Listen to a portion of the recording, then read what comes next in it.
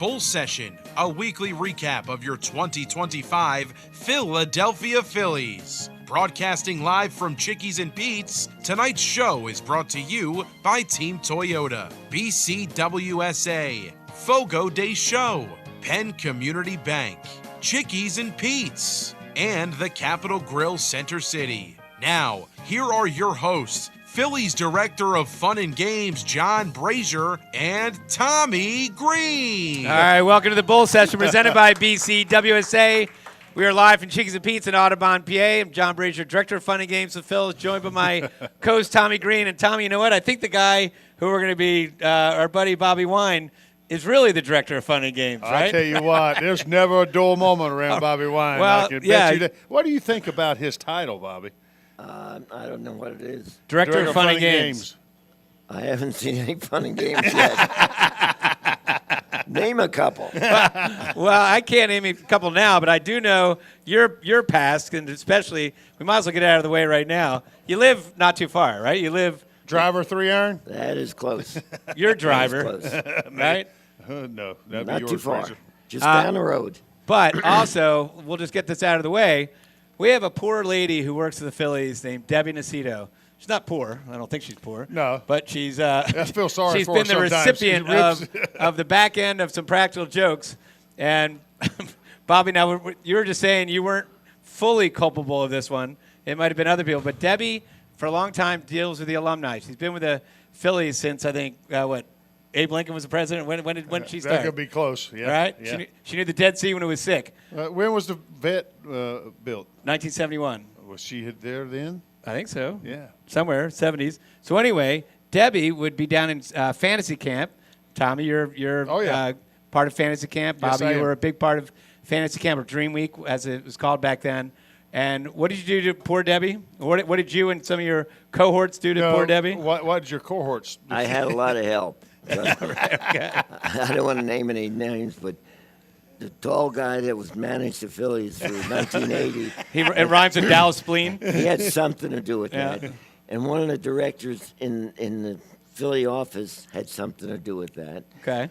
And we were out to dinner. All of us were out to dinner. Debbie's fantastic. She takes everybody out to dinner.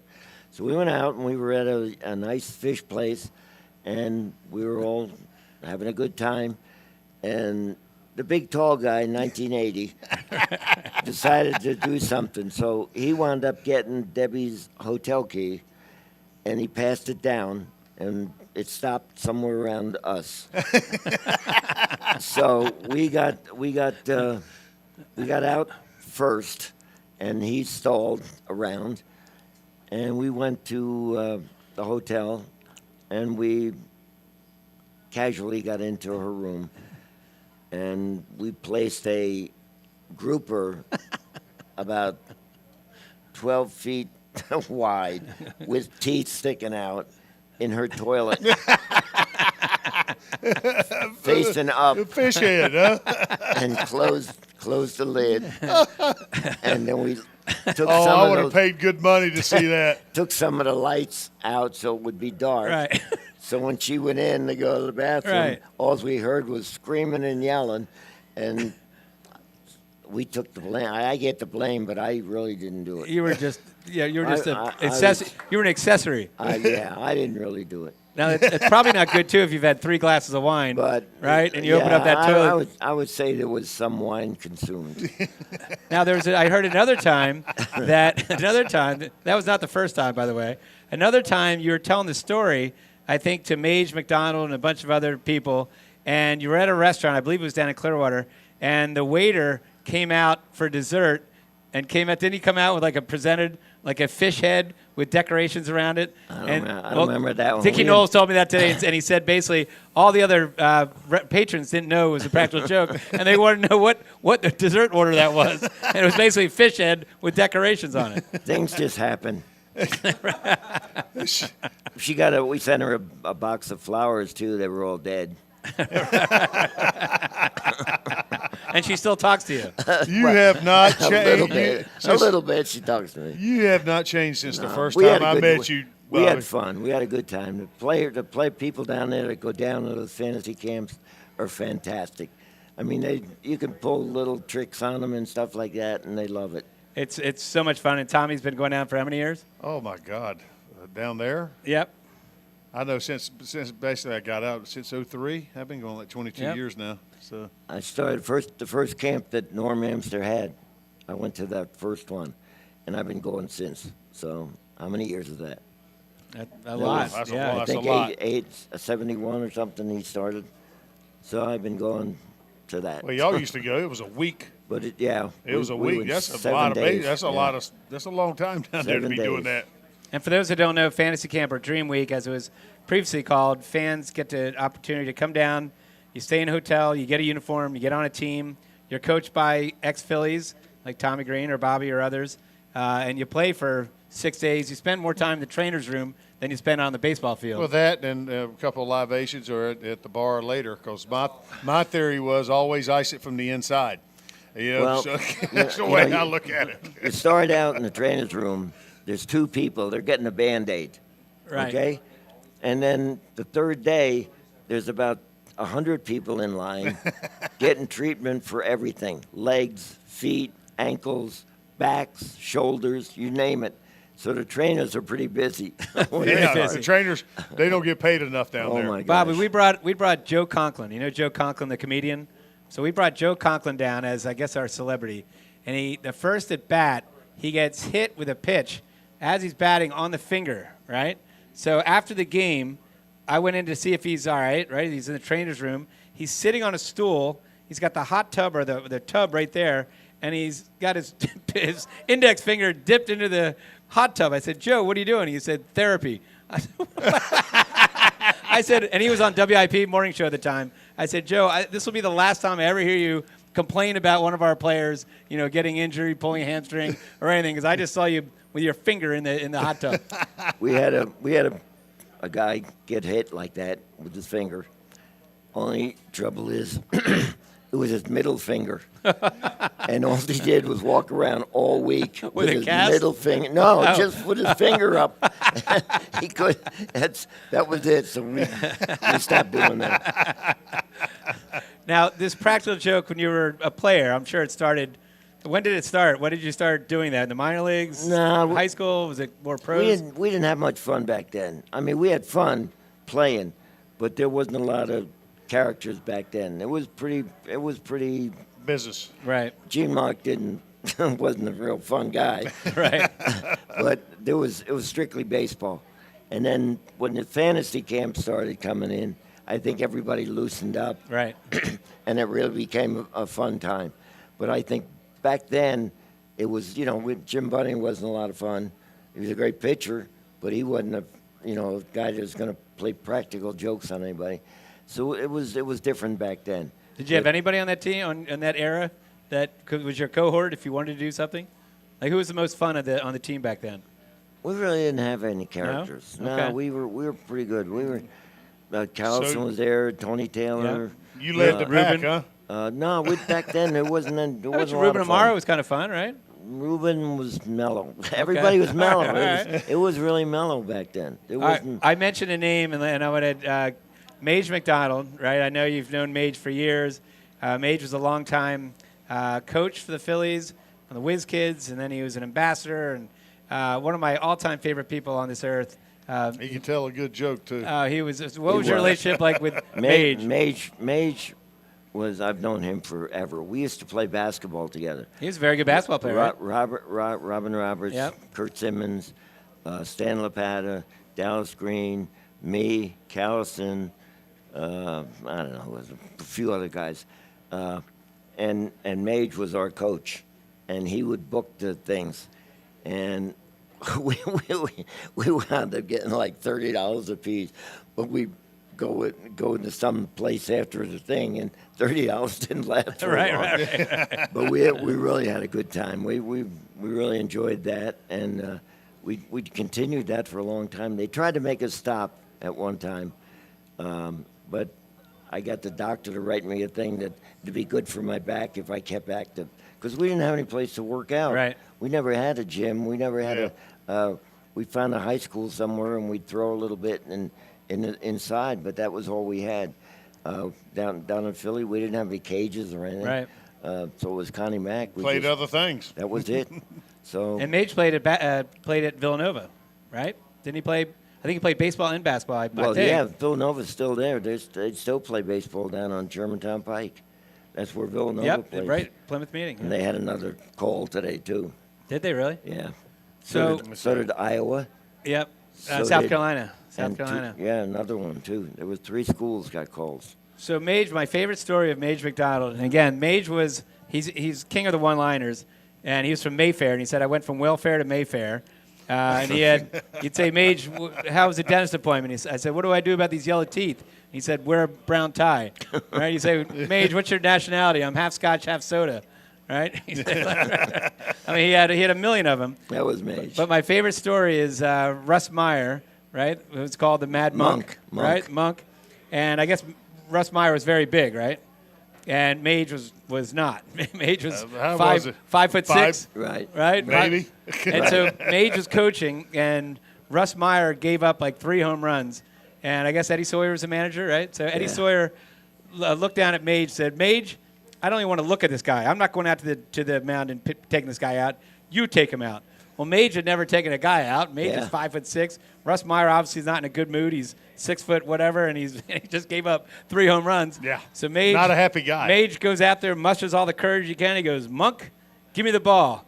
And Monk said, I'll tell you where you can put that ball. And Mage said, well, it's a lot safer up there than where you've been putting it. Yeah, that's true. That's true. Mage was probably one of the nicest people in the world. He was so happy to be a Philly people. He bubbled over with it. Yep. And we go down to those camps, and he'd go, come on. I had a couple little tricks I used to do for the guys and he'd go, come on, do that card trick, and we would do it, and he would go over and he'd come back and he'd go, it's that one, and they'd go, how do you do that? And we did it 100 Right, times, but he wanted to do it every single minute. He loved it. Well, my first year was 94, and Mage used to hit fungo bats. He's very good with a fungo bat. And we'd all line up on the warning track out in right field. There's probably about 8 of us. And the first guy would go, run along the warning track towards center field, and Mage would be above second base and would hit a ball perfectly where he had to run, catch it sometimes against the wall, throw it back. Next guy does it. And we do that for the whole lunch period. And I said, man, it's kind of nice working in baseball. Right? Yeah. But now, Bobby, you obviously coached for a long time, too. Mage was very good with the fungo bat. I imagine with all your coaching, you were... He was pretty well gone by then. When I first signed, Benny Bengal was one of the coaches. He was the catching coach. Mage was probably there. Who were the other guys? Boy, there was some old-timers. Anyway, they couldn't hit fungals or anything, so we used to throw to ourselves. Right. And the pitchers used to throw batting practice back then. Yeah. They don't do that anymore. But so it was as the years went on, coaches had to be pretty active. Yep. Back then it was pretty common that everybody knew what they was doing and hit a few ground balls to them, and that's it. But then as more smarter people got involved, I guess, you had to throw batting practice here, and you had to hit fungals here, and you had to run this and do this. It changed a lot. And Did you throw a lot of BP back in the day? oh my gosh, I got a elbow surgery. Oh, did you? Throwing sliders to Mike Schmidt. Is that right? You dropping the hammer on him, huh? Throwing sliders to Mike Schmidt. He said, throw it again. He said, don't tell me what you're throwing. I said, Mike, I can throw pretty good, but, I'm not really a pitcher. And he said, well, I know you can throw a slider. I know. So I'd go out and before batting practice and everything, I'd throw batting practice to him, and he'd hit him in the upper deck. I'd throw a slider, and he said, don't tell me what's coming now. And I'm going here, and I'm trying not to hit him, of course. So I'm throwing to him, and he's hitting him. And he goes, I don't have it. That's not it. So the next day we go back out he's again, hitting him up there. and he's hitting little squibbers to the other way and doing things. He said, I got it. Huh. And the rest is history. Right. I had Mike in Puerto Rico when I was down there. He was a up-and-coming third baseman.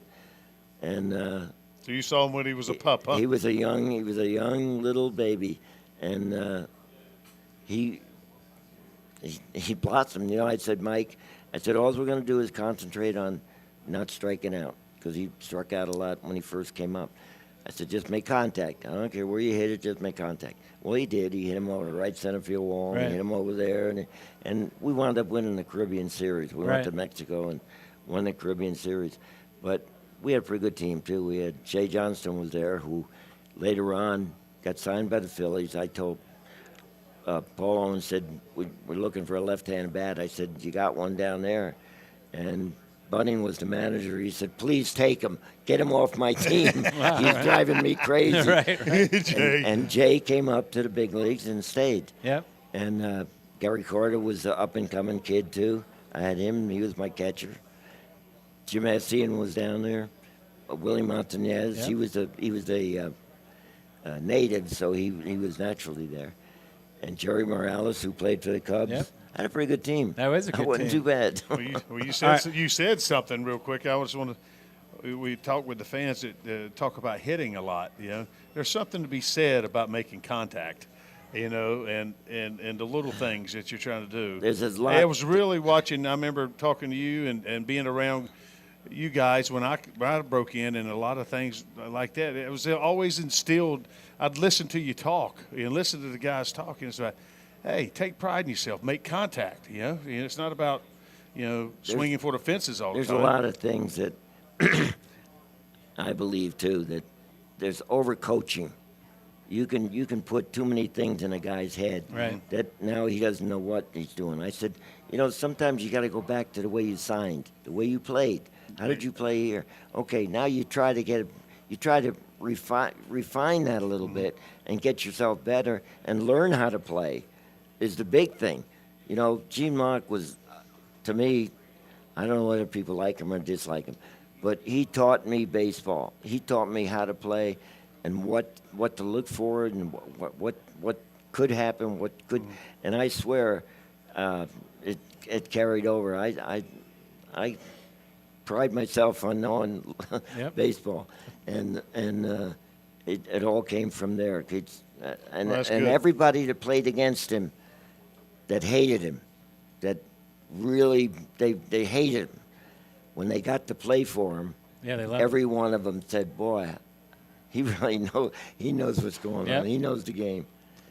All right, well, coming up on the show, we'll continue to talk with Bobby Wine about his career. You're listening to the Bull Session presented by BCWSA. We are live from Chickies and Pete's in Audubon, PA. Hi, it's Pete from Chickie and Pete's. Come and enjoy one of your seasonal favorites from our new Summer of Shellfish menu, including our flavorful garlic and herb, roasted shrimp and lobster, tasty crabby tuna and poached, or our incredible seafood boil featuring crab legs, scrumptious shrimp, clams, mussels, and more. And try one of our delicious seasonal cocktails with your meal.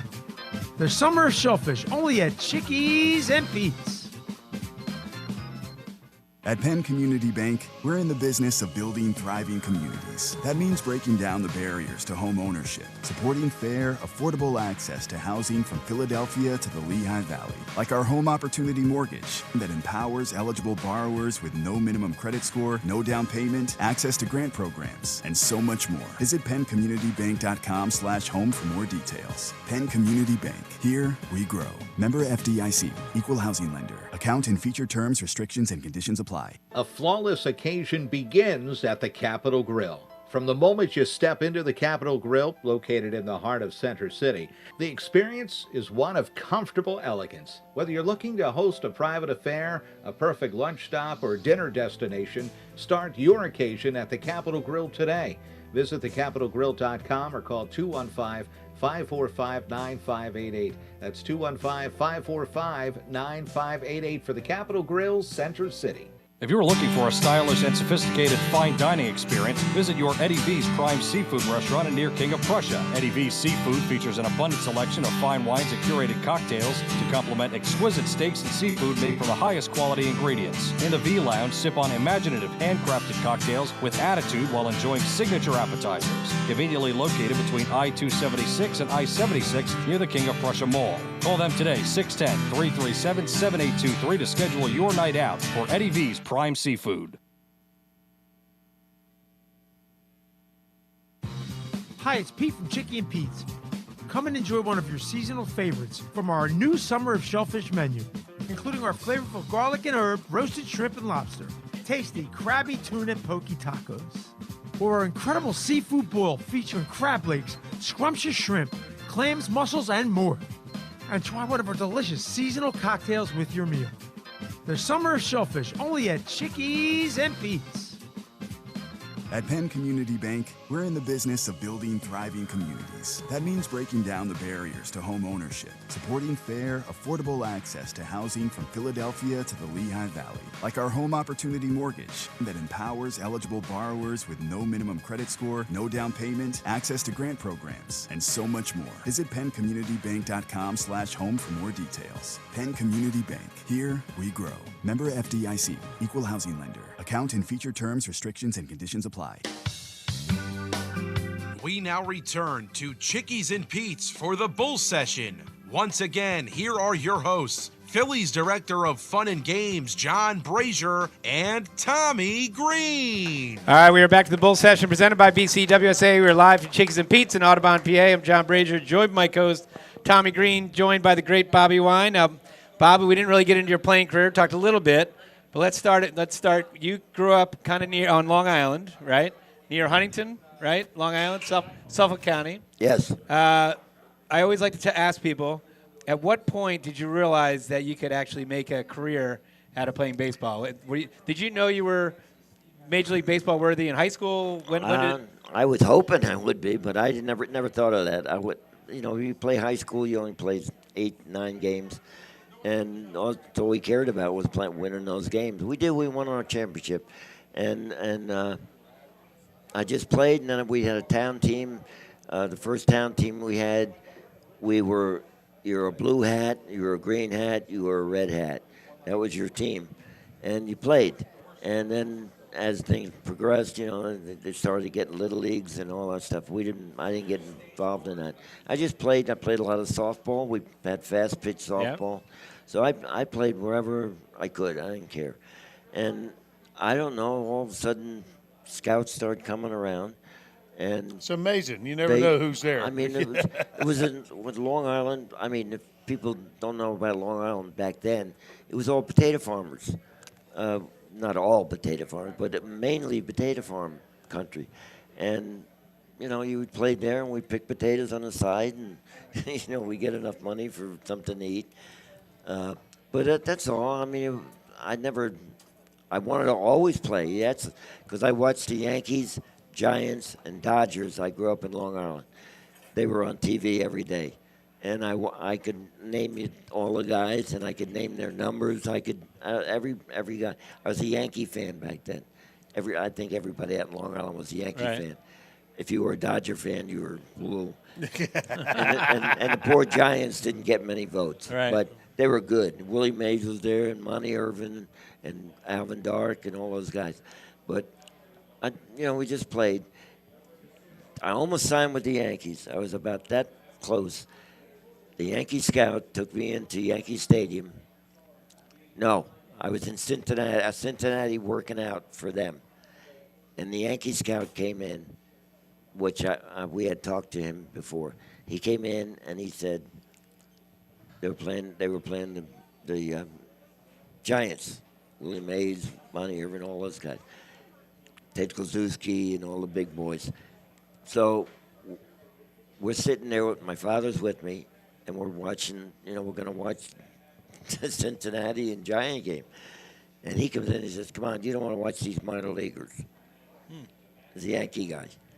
So after the game, he waited till after the game was over. He said, follow me to my apartment. So I followed him to his apartment, my father. And he says, wait here, I'll be right back. So he went upstairs, and he came back. And back then, the shoes were the kangaroo shoes. I mean, they were really fancy. And he brought one down. He said, try this on. I said, yeah, it fits. He said, you sign with us. And he said, I'll make sure you get a good pair. I went, okay. And that kind of mellowed things out. I think my father wanted me to sign with Boston. He really liked that scout a lot. Then how did the Phillies come in? Well, Dale Jones was a Long Island scout, and I worked out with him at our town field. He hit me ground balls, and he hit him in the hole, and I'd throw it across the diamond and all that stuff. And he was really, really a nice guy, really outstanding.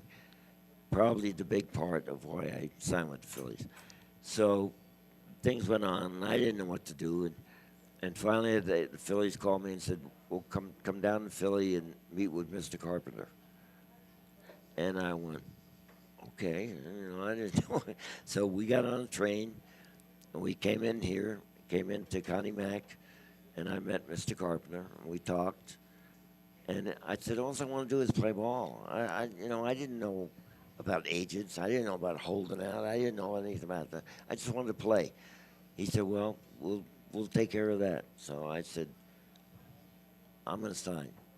So I signed. And then next week, I was in Johnson City, Tennessee. How about that place? I had no idea where that was. Right. I didn't know how I got there. They put me on a train. Right. And they said, you got a sleeper car? And I said, what's that? I didn't know.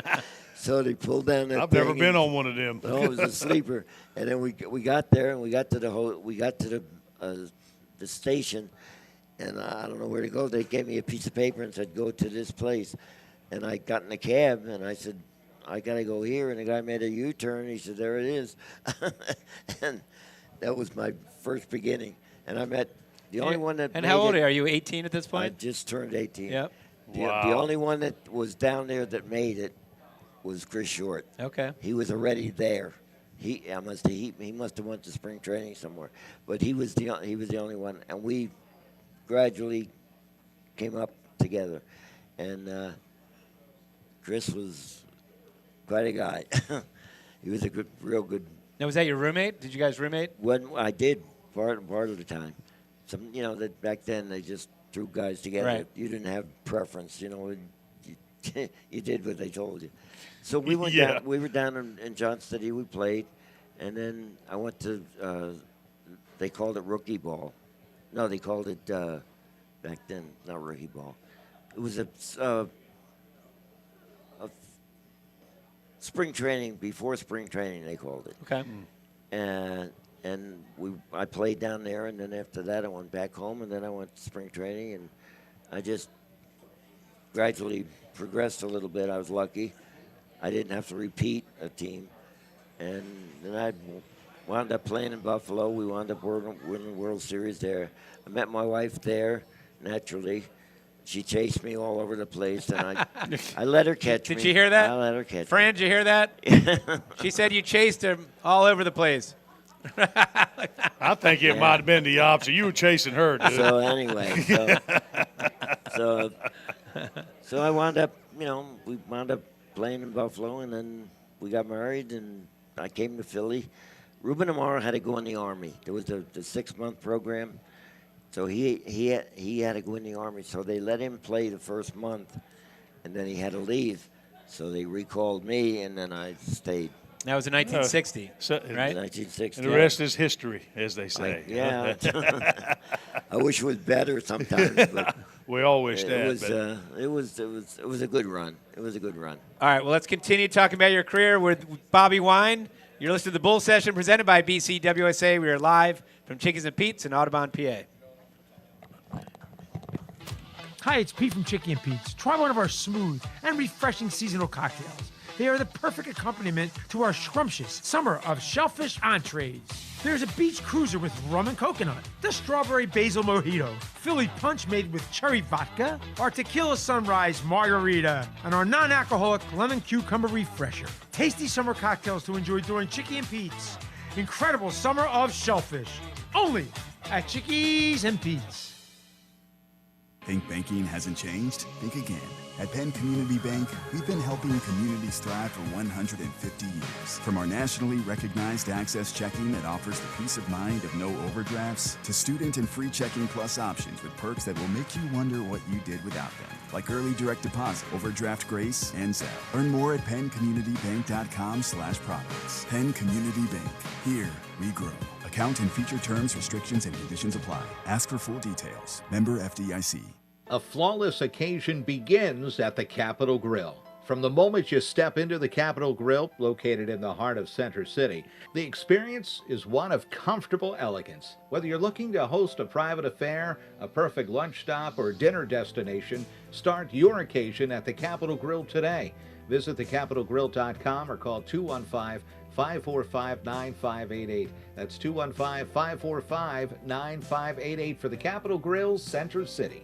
If you're looking for a stylish, sophisticated, fine dining experience, visit your Eddie V's Prime Seafood restaurant near King of Prussia. Eddie V's Seafood features an abundant selection of fine wines and curated cocktails to complement exquisite steaks and seafood made from the highest quality ingredients. In the V Lounge, sip on imaginative, handcrafted cocktails with attitude while enjoying signature appetizers.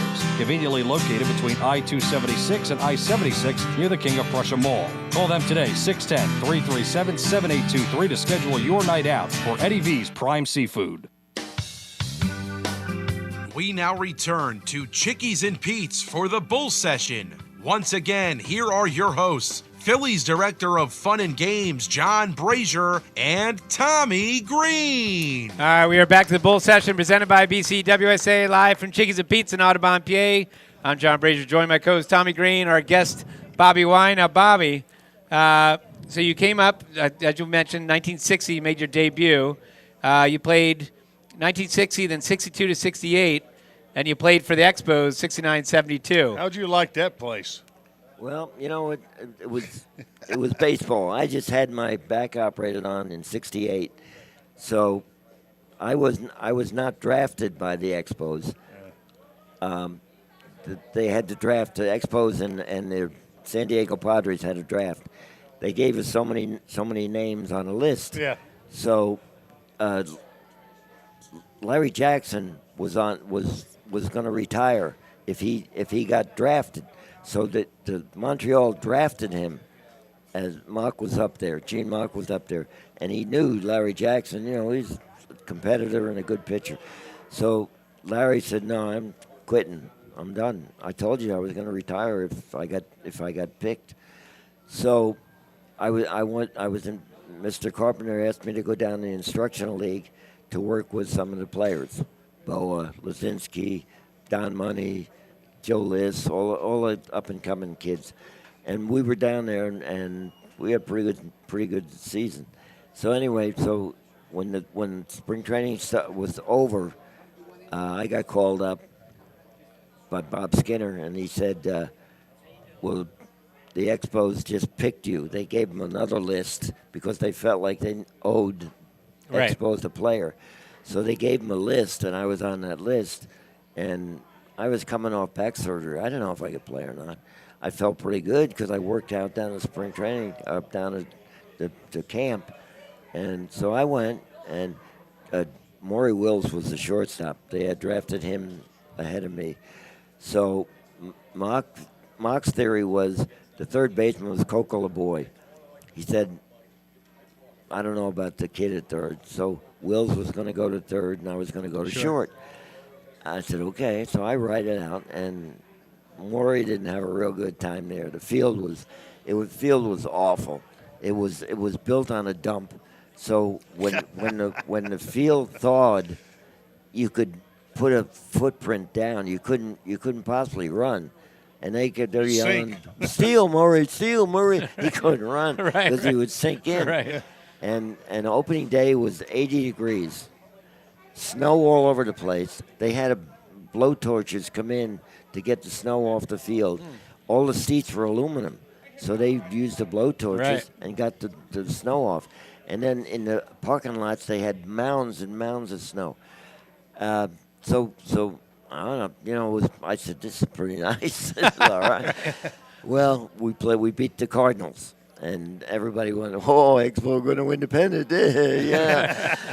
That was probably the highlight of the year. Right. So anyway, so we I wrote it out, and then they traded more. And he wanted to go back to L.A. Right. So they traded him back to L.A. We got Ron Fairley, and we got Adolfo Phillips from the Cubs in the 3 deals somehow.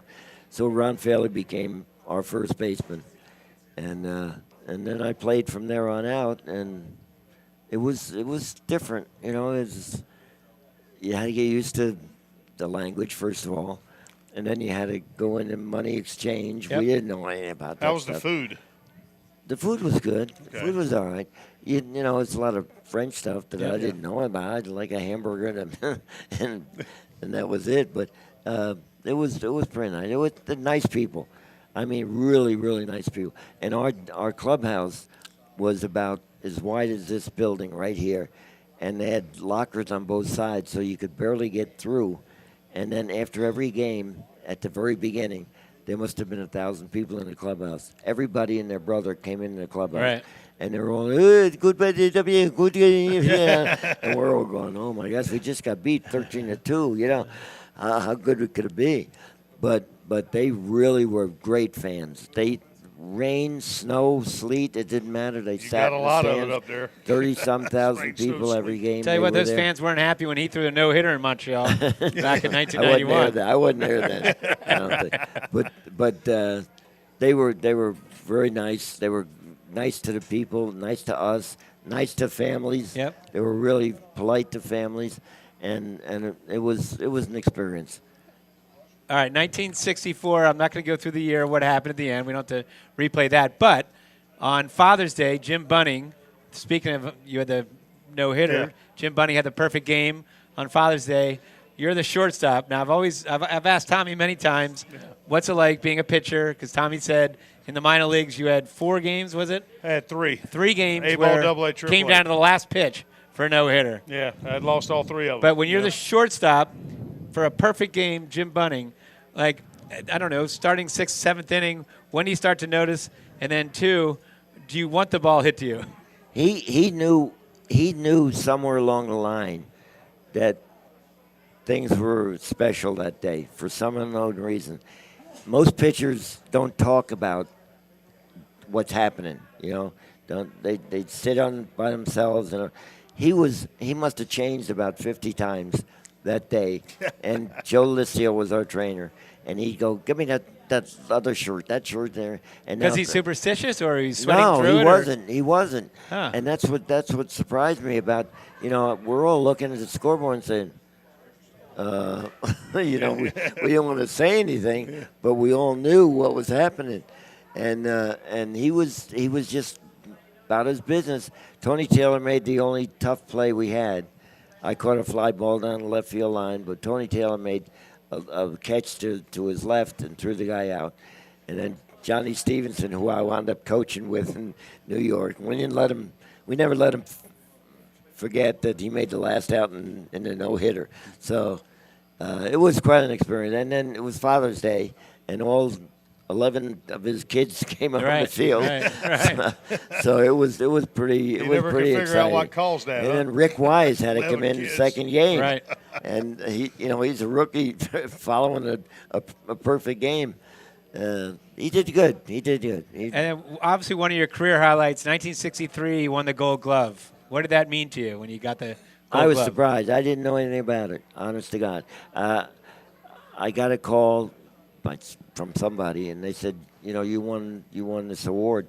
And I said, what's it about? I didn't know. And then I looked up, and it was a pretty good team. Willie Mays, Roberto Clemente. Right. Let's see, who was second? can stop there. Mazeroski. I forget. Bill White, I think, was first baseman. Third baseman wasn't Don Hoke. I don't know who the third baseman was. Kenny Boyer, probably. Okay. But it was a pretty good team to be involved in, and it was pretty exciting. So you were legitly the Hoover out there. You called everything. I caught most of them. That way. Every now and then I knew you did. screw one up, but most of them. Ruben was the same way, though. Ruben was a smoother probably than me, but I could throw better. Yeah, you had a than good him, arm, really good arm. and make more plays in the hole and things like that. But Ruben was a very good shortstop. I got a question for you. What did you think about Boa when you first saw him? Well, I saw him in the instructional league. Yeah. Back then, and he was, you know, a skinny little talker. Hadn't changed. But he, he played and he caught the ball. As Dallas used to say, he's a two out shortstop. A guy that's going to catch the ball with 2 outs. And that's what he meant. And he, he had a ways to go yet by then. Yeah. I give credit to Frank Lucchese for saving him, because when he finally got the job, and he was really struggling bad, and he was left-handed, he was really weak, but Frank wrote him out and let him play. Now, whether it came from upstairs or not, but he wrote it out and he played. And then as it went on, he got better and better. And Don Money moved to third. But Larry was always a competitor, always ready to play. And he's got a, if you check his stats, he's got great stats. Oh, yeah. He's got great stats. Yep. Yeah. All right, you mentioned Willie Mays. You did a hidden ball trick on Willie Mays. Now, so you weren't just a jokester off the field. I get credit for that, but I honestly don't remember that. Is that right? Willie Mays was probably my favorite player that I played against. He was the nicest guy, and he's my all-time. Was he the best player you played against? He was. Or with? For me, he was. Yep. Yeah, he was. There's so many good ones. That's saying a lot right there. That's a tough one. But he was. He ran the bases. He could steal if he had to. He could run, looking at the ball up this way and run as good as you can to the next bases, and he'd take the extra base. Unlike Pete, when Pete came along, with his hustle and everything. But Willie was a controlled runner. Right. He knew when he could take that extra and play the outfield. I mean, it's hard to find somebody better. Yep. I love that people say, well, Bobby didn't hit a lot of home runs. That wasn't your job. But you said that's okay. I had one more than Ashburn. That's right. Right. And I was looking at some of your home runs. I got a question about one of them once you say it. He had 30 home runs, and you had 2 off. Far. They were far, too. Far, right? You had far. Yeah, we want to make sure everyone knows that. No wall scrapers, huh? You had 2 off Juan Marichal, and you also had 2 off Warren Spahn. And you had one off Bob Gibson. Now, off Bob Gibson, did you get up to bat the next time? Oh, that's what I was going to ask. And how did that go? How did that fare? Very cautious. I got one off Drysdale, too. Oh, did that you? Right? Yeah. That's another one you were probably cautious about. And Stan Williams. Okay. Now, he was a headhunter, so I really worried about him. But I'll tell you about the one home run I had. This is a classic. We're playing in Dodger Stadium, and I hit I can say a line drive. It might have been a fly ball. I don't know. But down the right field line. And there were 2 guys on. Or 1 guy on, I don't know. But I hit it down the right field line, and I round the base. And Andy Costco was the right fielder. And he ran over to the foul pole. And he just barely got the ball in his glove. And he hit that big yellow pole. That's the foul pole, fair pole, whatever you call it. And he went down, and the ball rolled out of his glove. So I just kept running. Oh, right, okay. Inside the so park. Inside the park. Inside the park home run. That counts. He was laying on the ground. I didn't know what to do. And the umpire You got to keep running. He didn't rule me out or anything, so I kept running. All right, then you went into, when you were done, you went into coaching pretty much immediately, right? Yes. And you went with the Phillies. From 72 to 83, you had mentioned throwing batting practice to Schmitty. That 80 team obviously wins the World Series, first World Series. You're the bench coach, so you are Dallas's right-hand person. What was is the bench job back then different from, I mean, I'm sure it is because now there's like tons of coaches, but what was the bench coach responsibilities back in 1980? It was way different then. Yeah. Because Dallas had told me, he said, listen, Ruley wants me to come down here and oversee this. But he said, I want you to handle a lot of the stuff. Day-to-day, or the decisions during the game, right? Things like that, and the pitching, and stuff. He did a lot of that. So I said, okay. I was kind of depressed because I thought maybe I had a shot at it. But anyway, so I stay, and we go to spring training. And, Dallas was very loud. And he could rattle a room. And we were going to spring training, and Smitty and a couple of other players were a little moody a little bit. So, he started jabbing at him a little bit. And I was more on the inside of that. As a coach, as a coach, that's part of your duties. I finally told him, I said, Dallas, we gotta just ease up a little bit. I think we got something going here. So he did. He blasted when he had to, and he mellowed out when he had to. And we hit it off pretty good, And Lee Ely was coaching third, and we could have fun with our signs and all that kind of stuff. And I could give the hit and runs and the bunts and all that stuff. So he let me do a lot of things that normally coaches don't do. And things got better and better. And it was quite a year because it was, just magical, the way things work out. It's just everybody has to have their kind of year. It just worked out perfect. Yeah, and that Houston series, one of the great series, and then obviously Kansas City in the World Series. So, all right, coming up on the show, Bobby, we're going to talk with the current team because we are about to play a big game against the Mets, a big series against the Mets, and I want to get your take on the current team right now because I think we have like 33 games left and 7 games up on the Mets, and get your take on that. You're listening to Bobby Wine, Tommy Greene, myself. You're listening to the Bull Session presented by BCWSA. We're live from Chickies and Pete's in Audubon, PA. Hi, it's Pete from Chickie and Pete's. Come and enjoy one of your seasonal favorites from our new Summer of Shellfish menu, including our flavorful garlic and herb, roasted shrimp and lobster, tasty crabby tuna and poke tacos, or our incredible seafood boil featuring crab legs, scrumptious shrimp, clams, mussels, and more. And try one of our delicious seasonal cocktails with your meal. There's Summer of Shellfish only at Chickies and Pete's.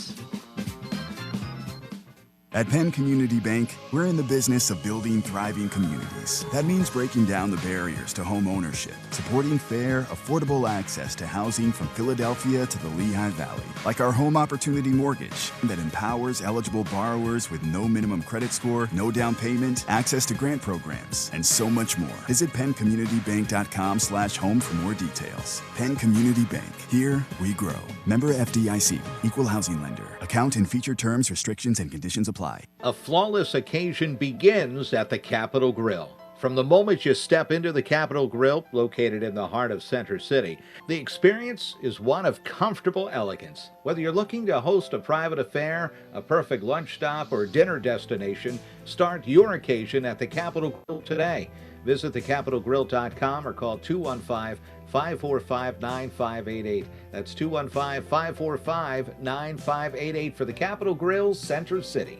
If you're looking for a stylish and sophisticated fine dining experience, visit your Eddie V's Prime Seafood restaurant near King of Prussia. Eddie V's Seafood features an abundant selection of fine wines and curated cocktails to complement exquisite steaks and seafood made from the highest quality ingredients. In the V Lounge, sip on imaginative handcrafted cocktails with attitude while enjoying signature appetizers. Conveniently located between I-276 and I-76 near the King of Prussia Mall. Call them today, 610-337-7823 to schedule your night out for Eddie V's Prime Seafood.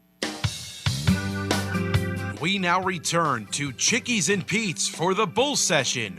Once again, here are your hosts, Phillies Director of Fun and Games, John Brazer, and Tommy Greene. All right, we are back to the Bull Session presented by BCWSA, live from Chickies and Pete's, Audubon, PA. I'm John Brazer, joined by co-host Tommy Greene.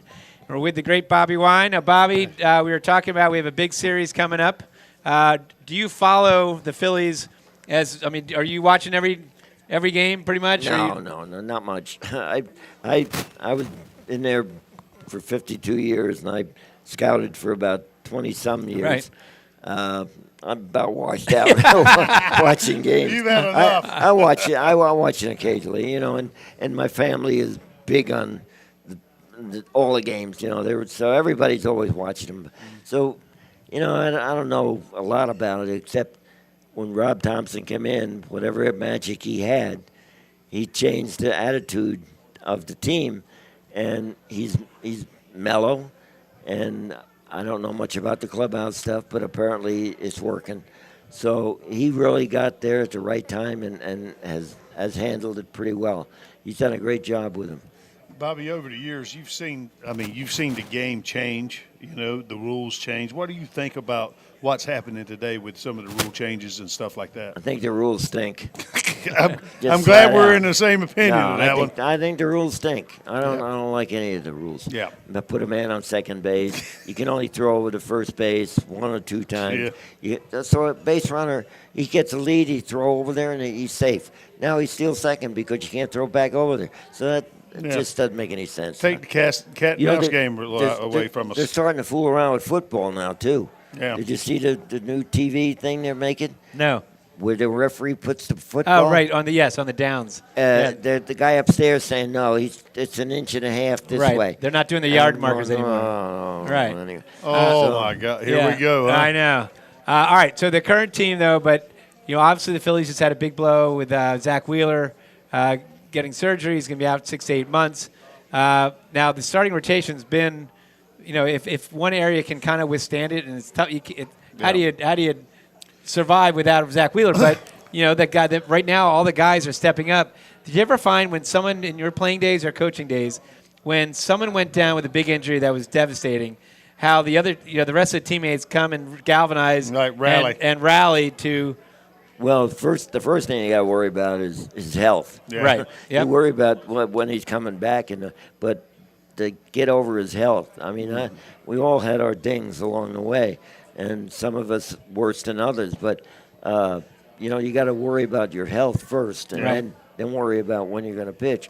But the pitching staff, the starting staff, is doing a great job. I mean, they're striking out 10 guys every game.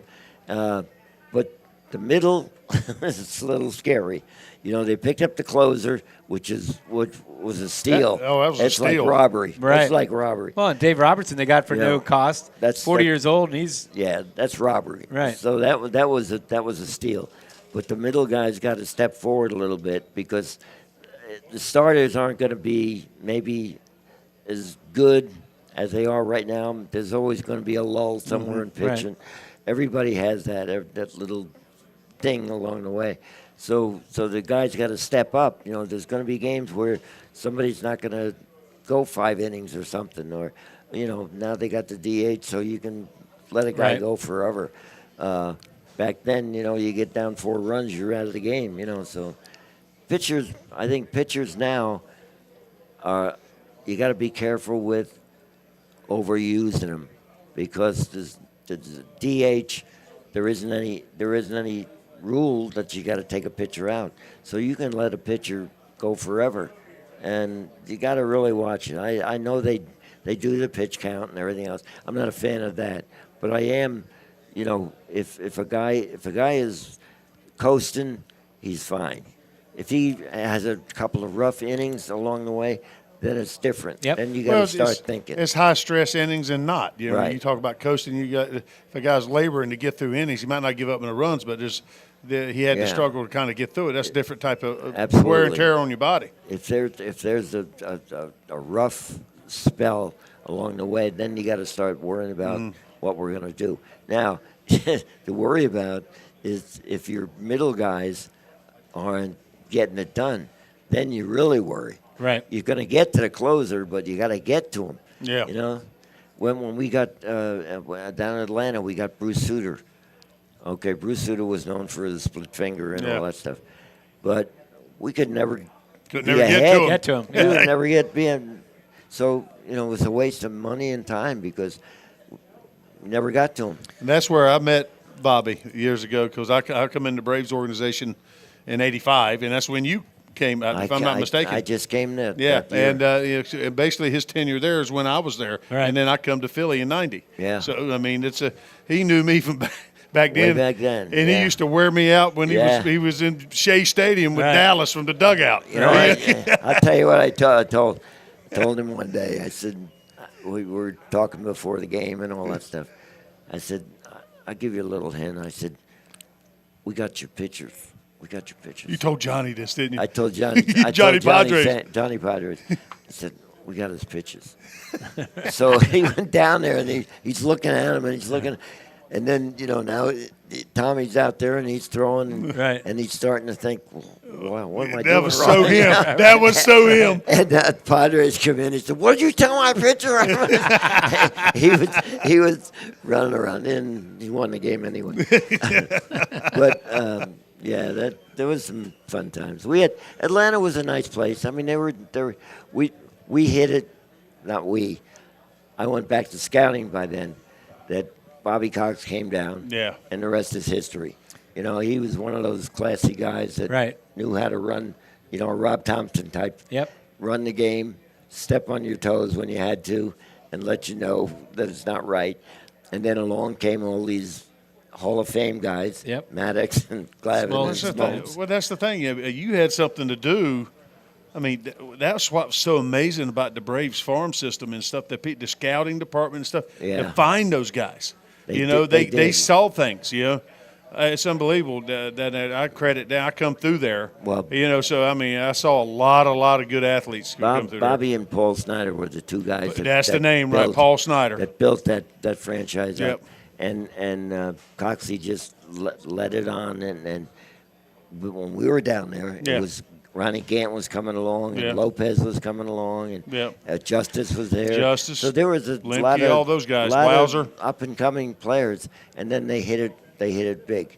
And then for 13 years, they were won the division. So They pitched. They All right, getting back to the Phillies. So one player that's having an amazing, could be the MVP of the league, is Kyle Schwarber. Have you ever seen a power hitter at his age make a transformation where, I mean, his splits against lefties are almost as good against righties? I mean, he has made a big change where now it doesn't matter who's pitching against him. Now, if you're a playoff team and Kyle Schwarber's coming up in the 7th inning and you want to bring in a reliever, well, you can't just automatically say, I'm going to bring that lefty to go up against Kyle. Well, I mean, I know I played against a guy that, I mean, as far as it didn't matter who was pitching, lefty or righty, it was Bonds. Bonds was like that. It didn't matter. Yeah. He handled everything. And Schwarber's getting, I mean, to that. He strikes out too much still, but, that's what was so amazing about Bonds. He really didn't strike out a lot. He's probably the most feared guy on that team right now. Oh, there's no question. Without a doubt. And, I mean, he's got the classic swing right this year. When I played, Johnny Callison had that kind of swing. It was just a perfect swing that you would like everybody to look like that. Short to it. But he just, and he don't miss the ball. When he gets it in anywhere in the area, he don't miss it. And, I like about him is that he don't perform. Right. He don't go around and bragging about things and doing flipping his backflips bats and doing all that stuff. He just hits it and he runs around the bases, and I like that. I missed that in the game. Yeah, I wish that was there more often. Because going back to Bob Gibson, how would Bob Gibson do if he's facing Soto or Acuna, right? Well, first of all, back in my day, I guess, baseball was different. Right. Pitchers were allowed to do a little bit more than they are now. Come inside. They could pitch inside. They could knock a guy down. They could do different things. Now it's frowned on. Yep. You come close, you're out of the game. You got to be careful. Yep. All right, well, that wraps up this week's Bull Session presented by BCWSA. I'd like to thank my co-host, Tommy Greene, our guest today, Bobby Wine.